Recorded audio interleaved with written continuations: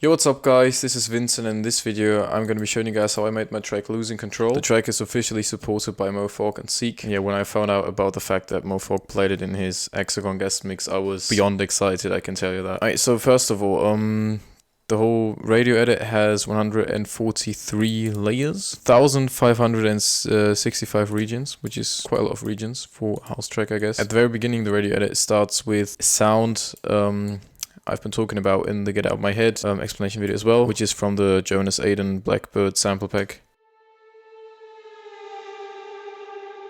Super sick ambient sounds, and again in combination with this one. And then again for the build-up. And then again, all these sounds right here are basically just impacts and stuff from Kashmir packs to just introduce the break, you know, just make the beginning of the track fluent. So this is a kind of orchestra kind of thing with a lot of reverb with Valhalla Room. This one is I think this is the choir thing. Yeah, exactly. Yeah, also with a lot of Valhalla Room. I then at the second time pitch this one up +5, means that it's now a G. Right, so I found this vocal and I just immediately knew it had to be in there. Also, this is the flutter clap thing, which together with this one creates the kind of characteristic beginning. And this is also just a kind of a release tail of a reverb clap with another reverb on top to make it sound, again, even more epic. And you have this pop thing, which just enhanced the transient of this clap thing so that you had.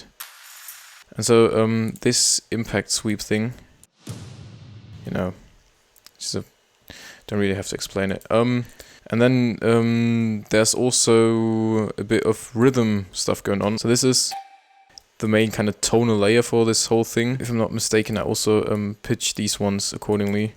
So the first note is a G. Exactly, goes to F, then F sharp, so you can kind of, you know, get the D dominant thing happening.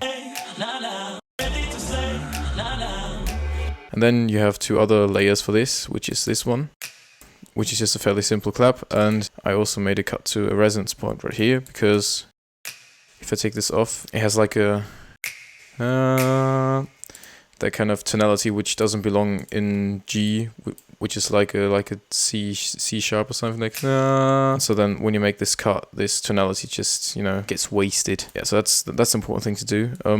Then I also have this snap. I just decided to make these cuts because I think without it, it's just sounded a bit too harsh in the highs. What else is going on? The chords and the bass and everything. So, or maybe I should talk about these nature sounds first. Just, you know, thunder and rain to make it sound more epic. And then OTT's sample delay to make it super wide. And then a gain plugin just to mix it down -18. It's way easier to make like fine adjustments because, you know, it has to be very low in the mix, and so just use a gain plugin to level it down in the effects chain already, and then, you know, just cutting off all those. So that's fairly basic stuff. And I think if you leave this out, definitely something's missing.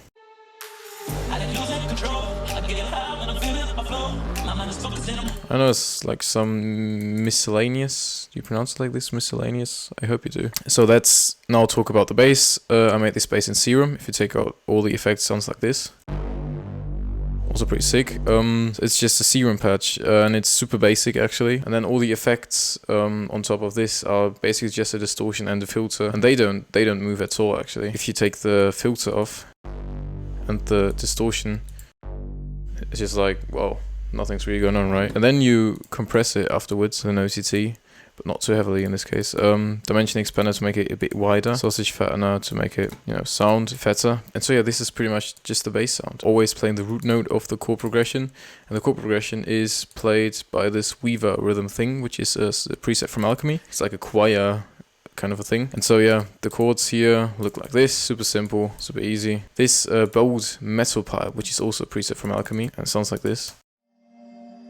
Like an epic kind of thing. Also just playing the chords, but only all 2 bars. Oh yeah, I completely forgot to talk about this droplet harp. This is just basically playing fifths on top of the bass.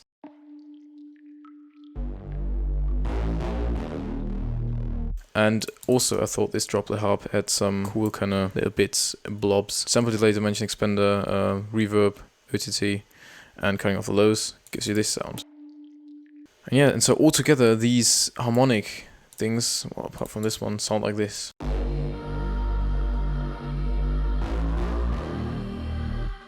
And then we come to the vocal. So when I had the drop ready, I thought, you know, the track had to have a vocal. So I found this one on Splice, and it's this one. I like losing control. Get high when I'm feeling my flow. My mind is focused and I'm ready to go. And so I actually did some quite heavy post-processing on this one. OTT Echo, Logic Stock Compressor, Valhalla Room, just very slightly adding some reverb, and afterwards cutting off the lows, and then an ensemble plugin from Logic, which is a very cool plugin. So if I take this off, it sounds like this. I like losing control. I get high when I'm feeling my flow. This one is literally just the na kind of thing. So if you open this up, see 16 triplet, it goes, and the dry signal is completely cut off, which means that this thing literally just plays the reverb tag, like na da, and that's why it kicks in. Yeah, just to fill out this gap that was empty, and I don't know, kind of even heard it in my head before it was there, like na. It's like falling from grace. It's like falling from grace. Just fits super well. Yeah, this vocal was originally at 100 BPM and in A sharp minor, but yeah, I just pitch corrected it and put it to 128. I actually usually make tracks in 126. In this case, it was 128. I think it was just a mistake I made. I just kept it like this, and I also think that when you slow this down to BPM, it's like not much, but it definitely changes something about the energy and the way the whole track feels. Anyways, let's get into the build-up. You know, I've been talking about this before. Aiden, Blackbird samples, sweeps, Cashmere stuff. Or this one. This is an uplifter, yeah. Yeah, right, I remember this one. So I found this uplifter, and I like the timbre, so like the sound, the actual sound of the uplifter. Just adds a lot of energy, and I like that. And if you take this off in the build-up, it's like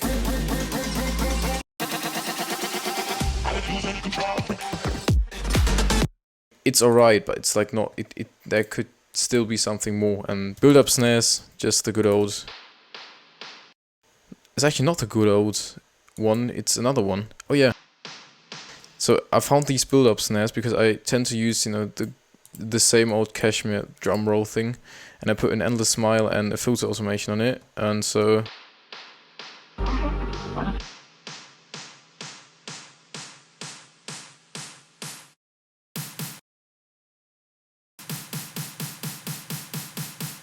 like the thing itself sounds super stale, apart from this kind of pitch up thing going on.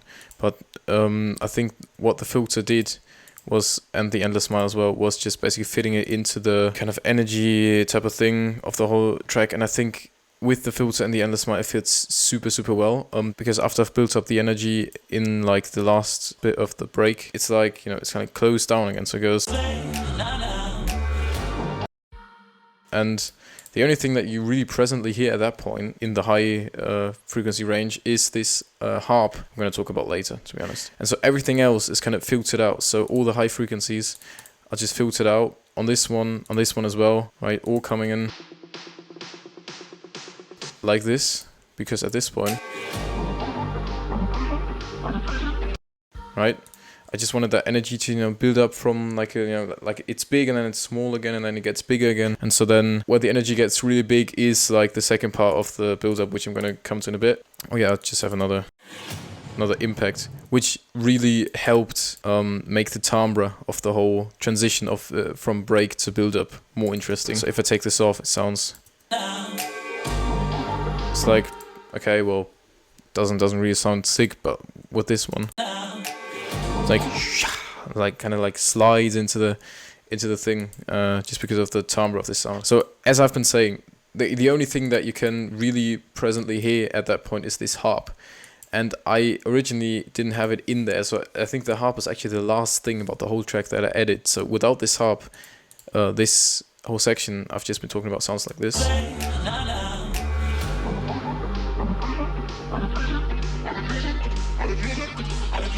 And if everything else is closing down, you might as well, at that point, you know, kind of point out to a different kind of vibe, which is in this case not even like an epic orchestral vibe, which is going on in the break, but in this case it's like a I don't know, like not really romantic, but it's like, I think this can best be described by saying it's like my track Night Sky, which you should check out. Like the breaks of Night Sky feel exactly the same, because I also have these harps going like right, and this, like exactly just doing this arpeggio thing, right? Just super cool. And also this obviously adds up with this one, together. Super cool. I'm just super happy every time that kind of a sound fusion, if that makes sense, happens. Because these things usually aren't planned, they just happen by accident. Yeah, on this one, sample delay to make it wider. For the Hello Room Echo OTT.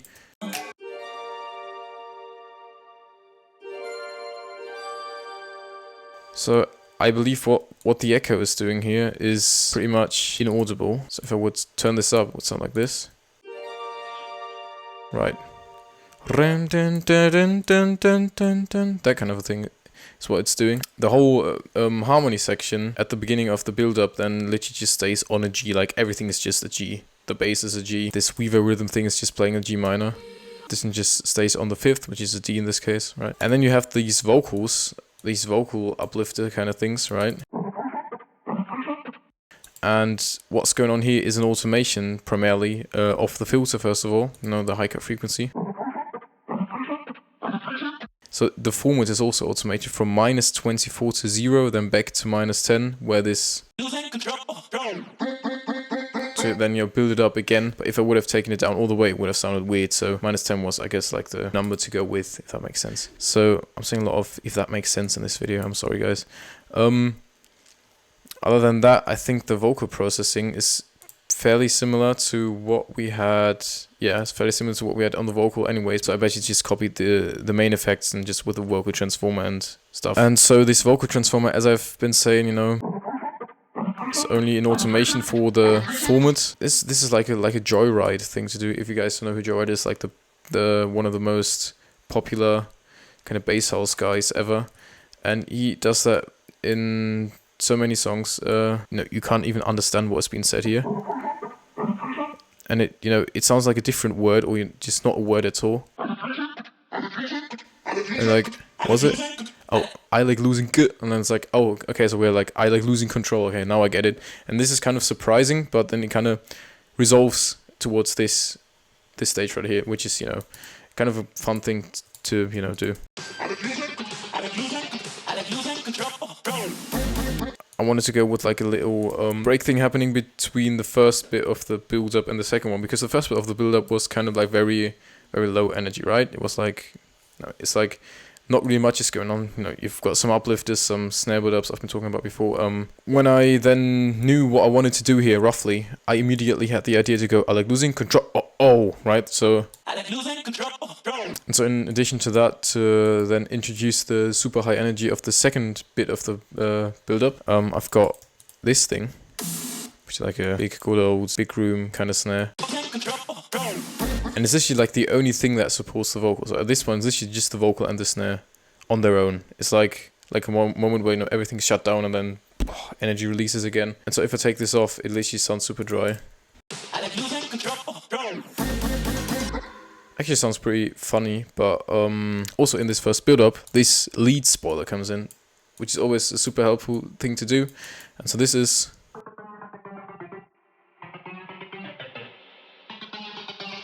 OTT, getting rid of the lows there, for Hello Room. So this is already the proper reverb automation of the lead, which then later comes in the drop. After the reverb, sausage fattener, 100% color, 6% fatness, dimension expander to make it wide, endless smile to, because it's used as an uplifter, if you will. So, just to give it some reverb tail and stuff. What else?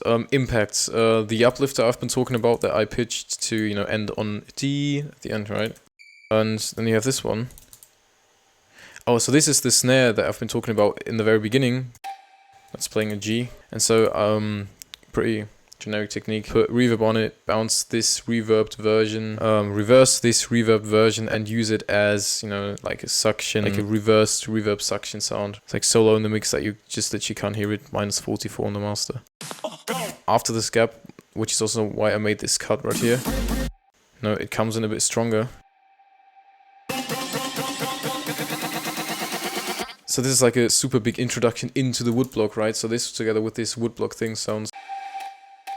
And at the same time it works as an uplifter, because, you know, it's something that gets louder and louder over time, so it also adds up to the whole build-up of energy. And so then all the elements from the harmonic section rise up, which sounds pretty funny on its own. But exactly 1 octave, so from a G minor to a G minor, an octave higher. And I think now we are almost ready for the drop, almost. Because I then introduced the last bar before the drop, I have a lot of stuff going on again. So this one,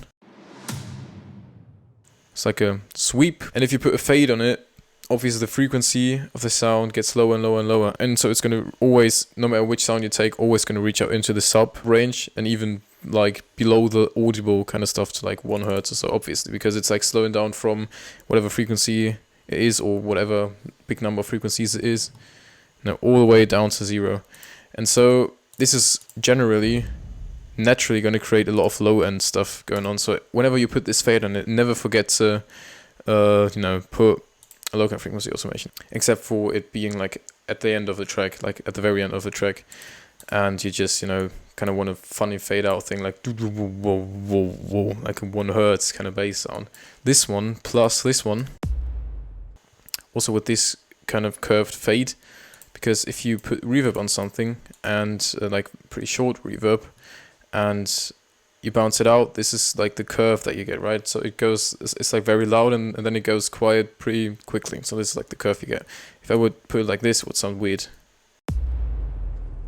It's like, and just close it down pretty abruptly. Whereas this one, it's like, alright, so yeah, it's just a... Right? Nice. So if you skip this one, just, you know, fill up the low end, because like, while I'm losing control, it's like the kind of thing happening on the first measure. As I've been talking about. Super simple, don't need to explain that, I hope. And yeah, then I'm cutting it down because, you know, it has Valhalla room on it, so... And then, yeah, then the drop comes, and you don't want this Valhalla roomed G woodblock thing to reach out into the drop. You've got this thing as well, which is a sound, explaining this sound probably takes like 5 minutes again.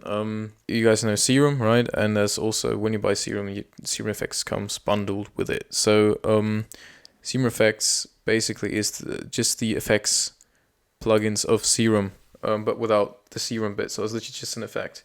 And so if you take one of the Cashmere Vocal Energy Booster things, that's what they are called, and you take the reverb of Serum Effects, slap it on top, and then automate the size of the reverb to decrease over time. And at the end of everything, I put like a fade. And so yeah, that made up for a very interesting and cool sound. And if you like take this one out, it sounds like this. Which, you know, feels empty, also cool, but I thought with this one, like in the background, just... And yeah, at this point, I just didn't really care about tonality in any way, so yeah. And this one as well, which is just a percussion from Vengeance. So then you've got this groove. It goes, I like losing control, all stale on a G, right? So this is the vocal. And I'm pretty sure I just did this with the, like, you know, in Logic you can, yeah, exactly. So you can just, oh, it's frozen, oh, fuck's sake. Can I just, thank you, track, flex, and you can just adjust things manually here. And so I did. And also I have this sum folder, which basically is just a sum of different layers. This is a B flat, together with a D, and then I think just an F on top. I like losing control. Yeah, exactly. Just to give it that. No, together with the G. Just need to make up a nice G minor 7th chord. Right, is the first layer, and then another layer is actually the vocal. Isn't that weird? What I did here is just chopping the vocal up and putting fades on it. And so originally I wanted to not have these ones in there, which would have sounded like this, because I wanted to have this jewel kind of thing at the end, like was the thing I was looking for, and so I was like, how can I achieve that sound? You know, like that kind of a groove idea. And so I just put toms and vocals together, and together you don't even hear that it's the vocal, but it actually is. So it just adds the timbre of exactly what I wanted for the groove to happen. You know, there's also this umru brass thing, which just I just wanted to accentuate the I like losing control, and so it goes. And then as I've been talking about, and then right before the drop, also has this kind of stomp, which just adds sub to the whole thing, right? Right, it's just like a kind of thing, low thing. And then I have this cross naders white noise thing, like. And so this is just white noise, and then also what's the Jonas Aiden one? Super simple stuff actually. And so this thing is the old version of the lead sound with a lot of reverb on it, and then bounced out and then reversed, so you get right, and then with a fade on top, and then you put an OTT on top as well, and then I've automated the speed of a pancake with this kind of curve, just a standard curve, which really adds a lot. If I skip this one, it sounds super dry and super empty, and I don't know.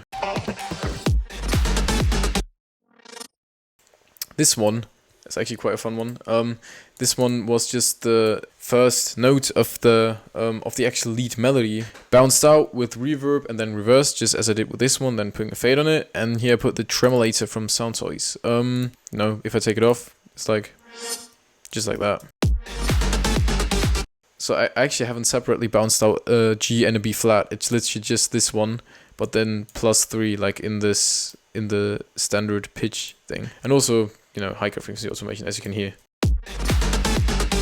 The drop is, as pretty much all my tracks, the starting point for any track. So I came up with the drop first. I had this idea. And so the lead, which, you know, as I've been talking about, I changed later on, consists of quite a few layers. And because it does, and because there's a lot of automation stuff going on, I bounced it out to audio. Another reason was the fact that and I wanted to have very specific gaps, and automating it, like all the layers by themselves or here, just felt like it could be easier as well. And so I just bounced it out and just made a cut there in the audio file, basically. Also, all the automations going on the lead bus, which is also, you know, then affecting the bounced version of the whole lead, is the filter automation. So the lead sounds like this.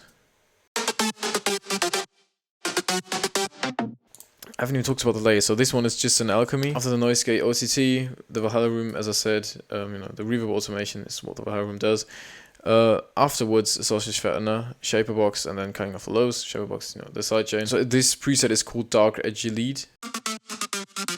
And this next one is also an alchemy. I guess I made some changes to the preset, which I rarely do in Alchemy, because Alchemy is quite a sophisticated piece of software. So 2 dark edgy leads, then a serum preset.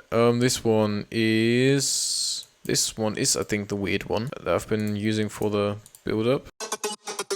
And then afterwards you get a classic super saw, which is also just a preset from Alchemy. Dual mind lead. Oh yeah, this is like the lead which then comes in later, which is a sound from Massive. I don't really use Massive that often, but I've downloaded a few preset packs, and one of the presets was called Dual mind lead, and so that one sounds like this on its own. And so the pitch bend automations for this lead sound look like this. Yeah, I made this cut to the lead right here because I wanted to go right. This one, right, is what I went for. So I guess that's enough for the leads. Then just some more of these automations going on. The lead is also supported by this super weird percussion sounds going on. What it essentially does is it kind of changes every transient of every other lead hit. The very aggressive and weird lead groove is supported by these 2 chord layers. like G minor, G minor, G minor, G minor, and then goes E flat major, F major, G minor again. So that's a super standard chord progression to go for.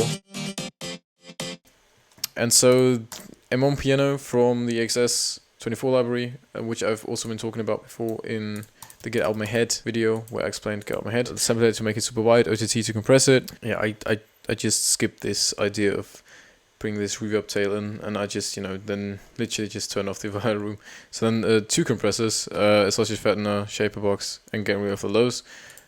Same with the steel acoustic thing, also from the XS24, so just super simple sounds. This one together with the leads again.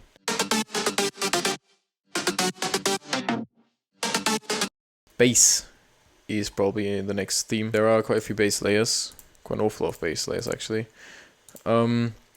But we have just been talking about the lead groove, so let's continue with this one, because this one is like a bass layer which also supports the lead groove, just to make everything sound super messed up and like everything is like a machine gun kind of a thing. So this is just literally 2 serum patches. Oh no, it's not. So this is a serum patch and an EFM1. EFM1 is like a stock Logic plugin. Sounds like this. Just adds a bit of tonality to the super FM'd kind of thing. So this one in serum. Also, it's just a super simple one. Gullet, the gullet wave. You take the envelope 1 to control the wavetail position, and also the distortion, mix, and drive. These 3 layers sound like this together. So then this is the bass. This is like the main bass groove. All the grooves in here are kind of all like very offbeat based, right? It's like always the it's like always like, it's never like like a 4/4 kind of stay rhythm. So here we have a bass click, which is a massive. I don't know why it's a massive. It just does this. Yeah. Distorted bass. Yeah, that's what really gives the whole dirtiness of the bass sound. So this is also just a self-made preset. This is the waves, and then heavily distorted it and put compressor on it. Another distorted bass. And then you have this low mid bass, and just super simple sound. And then you have the sub, and the sub is, as I always do it, just in serum, the sub oscillator. And sometimes I like to put some distortion on my subs, but I usually tend to do that with a sausage fattener. But this one just literally just a sub bass. And I also have the slap bass, which I use in almost every track. It's one of my favorite sounds. That's what it does. And so you've got the basses and the leads and the chords together sounding like this. So now, having talked about all this kind of stuff, I guess it makes sense to talk about the drums and everything and little effects and stuff, which takes a whole lot of time. So all the drums and little effects all together, I guess, sound a bit like this.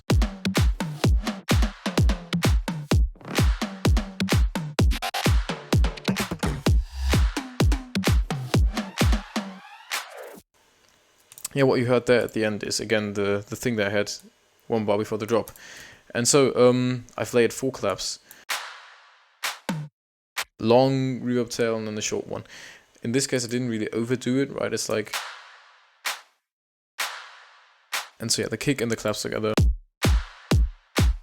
And there is a whole lot of stuff with toms going on. And not just the toms are interesting, but the way I've tuned them. And also because there's triplets going on in this section, I had to postpone this tom a bit. It's like... And so I've tuned them according to the chords in the drop, because this stays G minor, as I've been talking about, G minor, G minor, G minor, and then it goes E flat major, which is why I let this one stay on a G still, right? And then goes F major to G minor again.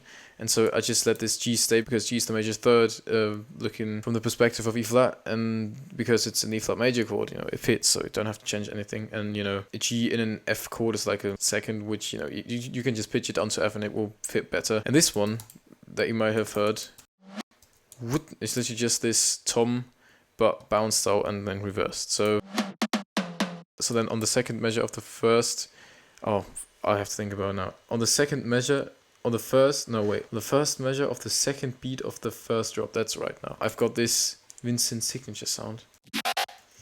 That kind of thing, where I just take a growl sample from any dubstep pack really and just split it into 4 different pieces and then a shaper box on top and get rid of the lows and you go this sound. And if you would leave this out, it's obviously super empty. So at this point, it's literally just that sound that all attention is drawn to. And then you get these weird chords that come in. So this one is the vocal. I think it's time stretched even a bit further. So it's a G, B flat, D and an F again, I guess. Yeah. And I've put 2 tremolos on it, both looking like this, right? And so they just make this kind of rhythm going. And the rest is again just OTT compressor, channel, EQ, cutting off the lows. As I've been talking about, 2 tremolos, sausage fattener, yeah. Dimension expander, shaper box for the sidechain, and at the end of everything, the high cut thing going on. Right? And then this one is combined with this one, which is a synth that I made in Serum. Chord synth, fairly simple sound to be honest. 2 saw waves, filter, controlled by LFO1, which looks like this. And there's also a filter at the end, like a flanger kind of thing. Also some hyperdimension to make it sound wide and wobbly. So if I would, for example, mute this one, it's not complete. And if you mute the vocals, it's like, it just sounds super boring to be honest. And so in combination, it's like a very full and, you know, detuned feeling sound, but it's like, it sounds full. Oh yeah, and then we get into this, as I've been talking about, into this chord switch up, which is like from G minor to E flat major, F major, super boring to be honest. Which is supported by these chord synths. Both in Serum, both just saw waves, if I'm not mistaken. And right after the chord switch up, as if the chord switch up wasn't enough, you get a new sound, which is the bow kind of sound. Bow. So this is the super fat brass stab. And then, you know, with the OTT, sausage fattener and shaper box, it gets big. And also, I put a hello room automation on it. If I turn it off, it's like, if I turn it on. And so then this mess of toms and everything is going on. This thing. It's, again, this vocal fill thing I've been talking about, like, right before the drop. Right? This thing. And toms from a Cashmere pack, and just a stomp for the low end, you know, because this stuff needs some low end as well. And this percussion thing from Vengeance I've also been talking about before. And white noise from Jonas Aiden. Going... right? Also, this one, which is pretty much what made everything sound cool, I guess. Yeah, this one, super weird sound. So this one always comes into the first measure of every 4th beat. Yeah, just without, just sounds a bit less full of little effects. Basically, that's the idea. Yeah, so this one is, well, combines with the sub sweep. It's like kind of an unusual way of doing it, because you would usually maybe draw the curve like as it is, because it goes like this. But no, I did the other way around. I put the curve like this, and then told the level of the sub oscillator to go down into the other direction. What else? This works as a white noise in the drop. Also with an OTT on top and fade without. With what else? Oh yeah, hi-hats that come in the second part of the first drop. Jonas Aiden hi-hats, these ones are. Yeah, this hi-hat loop from the Jonas Aiden pack with a low cut and a sausage fattener, full color, 7% fatness. Also, in this case, super cool thing to do in Logic, because again here we have the triplets going on. And so a cool thing in Logic you can just do is go and flex, and you can also just quantize audio, because then it just makes markers wherever, you know, a transient happens, and these markers are then just quantized, which is super cool. So you don't have to do it manually. But then there's this siren, which I totally made myself. as well, which sounds pretty much like Jonas Aiden, and that's pretty much like what I went for with this one. Can't even open the serum because it's so far up. I can ask kick. What about... Okay, so the computer's actually about to crash. Jesus. Yeah, this one controls the wave position of the Icon has kick, right? This LFO1, also with a sub oscillator. Then hyperdimension and distortion, which is super important for this sound. Afterwards, noise gate, OTT, Sashi and a glitch. Yeah, so I basically just got this plugin. I just thought this plugin was super cool, and I just never really found a way of using it, and so I just used it as a tape stop rather than having to bounce it out and just putting a tape stop on top of it, if you get what I'm saying. Then we have a shaper box, you know, just for the sake of sidechain, and a bit of low cut, and that's it. There's also the vocal coming in. And so I basically took Lou, put reverb on it, and bounced that one out, and then got it back in the project, reversed it, put fades on it, and then losing control again with the drop ends, and again you have the vocal with the chords. Losing control. So this is again just the echo layer, right? So this sounds like this. Also this one to kind of, you know, make it understandable that, you know, the section changes, which is also made understandable by this bad boy. The kick actually goes throughout, which I wanted to do because of this kind of a thing that comes in then, which is a combination of these two impacts. This is the part where Mofog cued the track into his guest mix, and this is also the part where I'm gonna shut down the computer and just gonna go to sleep. Yo guys, new day, and now I'm gonna go ahead and explain to you the second break and the second drop. Yeah, that kind of a thing. So this was, I think, from an EXS library, and I just put tons of reverb on it and bounced it out. And then after reversing it, I put another smile on top, which is just actually to give it some reverb and stuff. So yeah, kind of glides in. To, you know, make the transition between drop and second break smooth, or at least a bit smoother. We have all of these bad boys right here, which is a ton of stuff going on, and they sound like this. And also here I put an endless smile to, you know, kind of get from, you know, from like the very small kind of energy, like pretty distant sounding thing with a lot of reverb to, you know, like a very close sounding thing, also from, you know, high pitch to low pitch. And then what every trap producer ever would do, these kind of things. And you can make these kind of trap things simply by taking a sample, a trap sample. It's like a snare here and a hi-hat here, and just putting it into a sampler. And then you can just mess with the pitch automation, or you can just mess with literally just the MIDI. So in this case, the MIDI for this one just looks like this.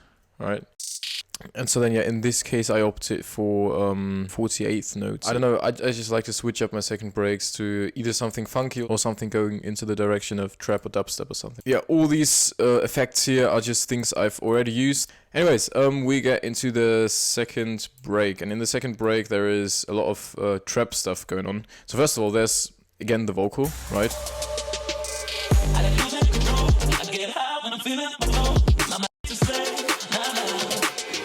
And then goes into the second build-up. And so, what do we have? We have got a kick drum, first of all. So this is, by the way, this is called Trap Beat Samples, and I made this one myself.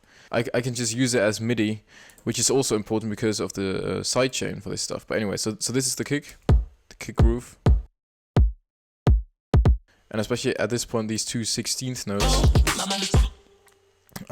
really helped create a cool kind of groove thing going on, right? It's just one of those fun ideas that you get when you're just in the flow of producing. So this is the respace. Oh, sorry. This is the respace.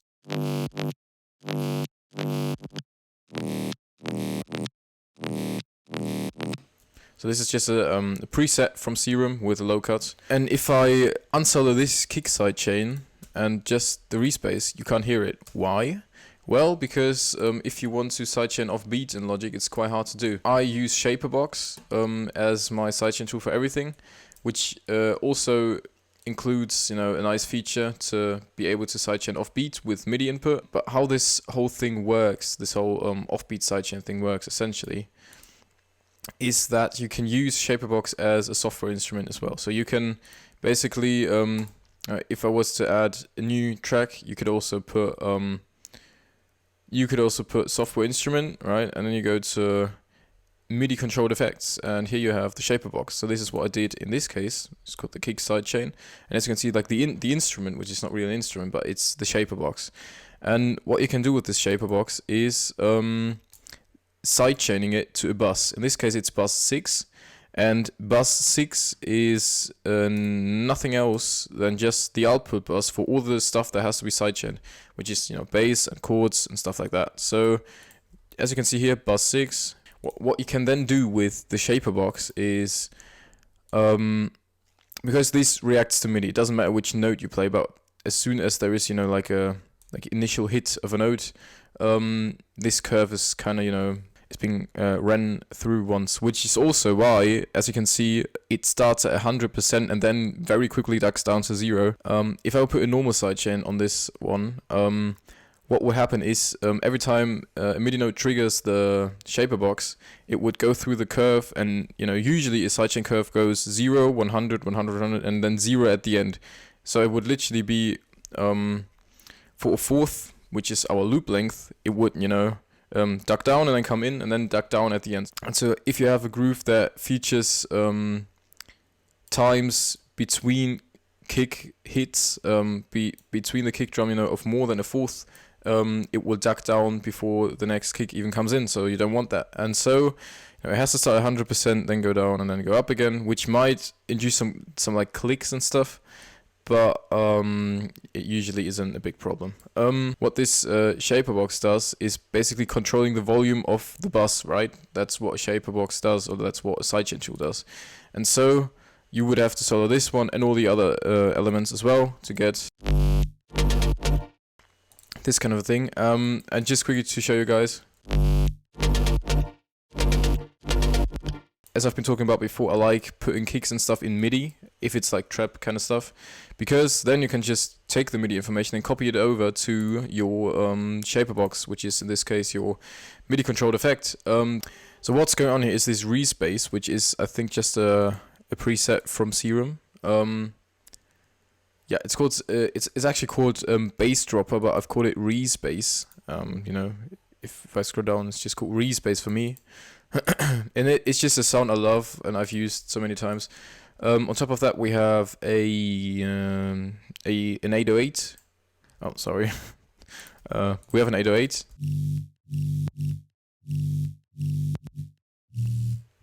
Right, with some channel EQ, and I think I heavily compressed it with OTT. Yeah, 80%. Christ. But yeah, that's kind of a cool thing.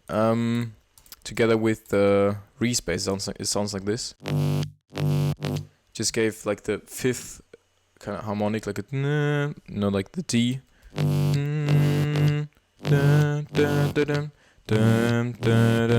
So this is without and this is with. Then we have the sub, which is just again sub oscillator from Serum. Sounds like this. And I think using the example of the sub, it's quite easy to understand what I meant by clicks. But in the mix, you don't really consciously notice them in any way. You don't really notice it. And then I have this chord layer, which is super cool. It's a preset I made myself. Looks like this. Fairly simple stuff. If you've watched the Serum tutorial online, you will know this sound. It's literally just two saw-waves. It's also controlled by an LFO looking like this, and the LFO also controls the level of both of them. And then also this LFO controls the chorus mix, and it also controls the equalizer's frequency thing, which is super important for the sound. Well, now it's not playing because it's Serum. Do like this kind of vowel effect with it very easily. Gain down, Q up, and then you can just mess with the frequency, right? And it's going to give that wow wow kind of feeling. You can also do the same with the high frequency thing. And then also at the end of everything, I put a filter. But yeah, it's not playing because there's too much going on. Yeah, nice. So yeah, hi-hats look like this. So this is literally just a hi-hat sample again put into the EXS24. This one. Yeah, this one is actually the symbol of peace thing, which I bounced out and then reversed. So this thing together with this one sounds like this. Yeah. You also have the snare. This one, which then later plays this thing. Right? And then this in combination with the hi-hat kind of gives a cool effect, right? 2 and 4 this one is called. Twerk claps. Oh, so these ones are literally just like 4/4. And yeah, I think these twerk claps actually add a lot of groove to the whole thing, because if you would take them out, it's like. And I made them super wide with the sample delay. That's everything. This one. Yeah, so this is like 2 and 4 stuff, but it's like a tune to a G. Also with sample delay and a sausage fattener. Sausage fattener. And it's called the PW snare. Probably from a sample pack or something.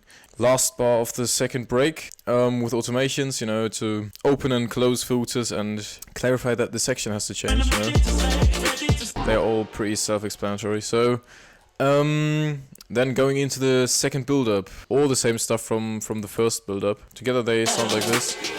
I even kept the harp in. So the harp basically does the same thing rhythmically as before, you know, with this kind of pattern. But in this case, I wanted to switch up the chords in the build-up as well, because I wanted to, you know, get the epic vibe of E flat major, F major, G major, right?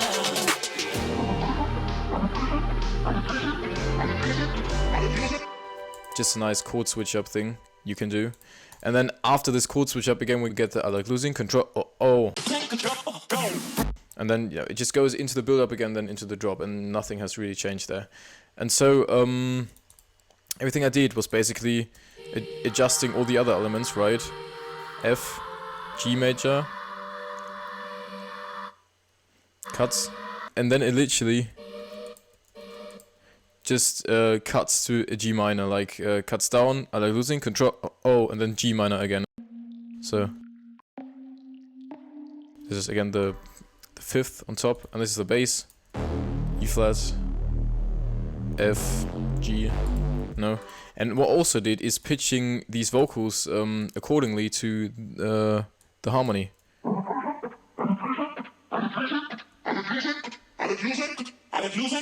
Right?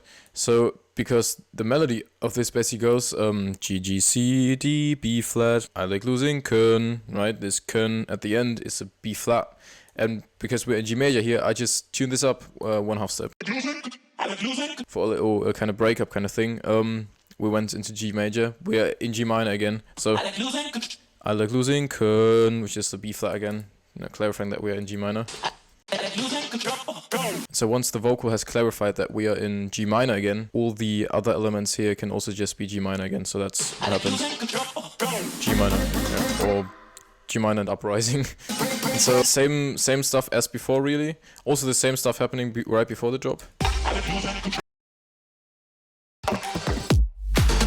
But the second drop then obviously starts a whole lot different, right? It doesn't start off with what we had in the first drop, but it starts with just the kick and the sub sweep in and white noise and stuff, so it sounds like this. I don't know, I just really like the vibe of that sound, like a, you know, like a, I don't know, I just really like it. And so this is just a sub sweep and the white noise together with the kick that sounds like this, right? So that's basically the only thing that's playing at this point. Just kick, white noise and sub sweep coming in, and then, you know, the main energy release of the second drop happens on the second measure, so it's like. And so what I've added in the second drop, as opposed to the first one, is this ride right here. Sounds like this. With reverb on it, and I also put this thing called frequency. It's not called frequency, it's called frequency shifter from Full Bucket List, which is a very cool plugin actually. Because with this one, you don't have to pitch it up with the cheap AU pitch or AU new pitch kind of thing. You can just go in here and just use the, you know, format shift or frequency shift. You can kind of, you know, make an uplifter out of the ride while at the same time, you know, having a ride that goes 4/4, so, you know, getting that vibe down as well. So again, just a matter of two things done at the same time. All the other elements though just I think stay the way they are. And so then the drop just rolls throughout till the end. Oh yeah, and so in the radio edit, I just decided to kind of build back the energy by getting rid of the leads at the end. I don't think it was the best decision ever to make. And so it goes like this.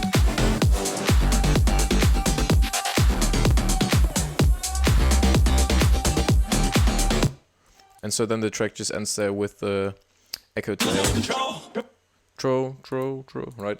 Ends like this. And so that's the radio edit of Losing Control. If you have any questions about this track or about anything I just explained, because I'm really not the best at explaining stuff, you know, drop them in the comments and I will respond. So yeah, thank you for everyone supporting the track. Thanks for all the nice words and all the nice comments on the track. So yeah, peace out, lads.